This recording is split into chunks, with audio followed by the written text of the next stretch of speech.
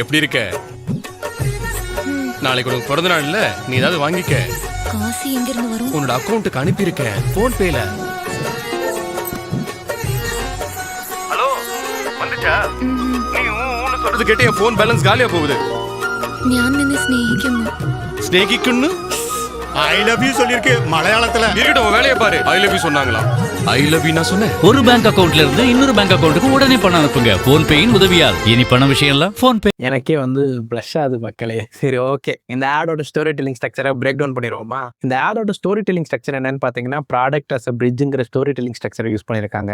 அதாவது ரெண்டு பேத்துக்கு இருக்கிற ப்ராப்ளமை இந்த ப்ராடக்ட் ஒரு பிரிட்ஜா நின்று சொல்யூஷன் ப்ரொவைட் பண்றதுங்கிறது தான் இந்த ஸ்ட்ரக்சரே. இந்த ஸ்ட்ரக்சர் எப்படி யூஸ் பண்ணியிருக்காங்கன்னு பாத்தீங்கன்னா, சிச்சுவேஷன், ப்ராப்ளம், ப்ராடக்ட், எமோஷன்ங்கிற ஒரு ஸ்ட்ரக்சர் யூஸ் பண்ணியிருக்காங்க. சிச்சுவேஷன் என்னன்னு பாத்தீங்கன்னா, ஹஸ்பண்ட் அண்ட் ஒய்ஃப் லாங் டிஸ்டன்ஸ்ல இருக்காங்க.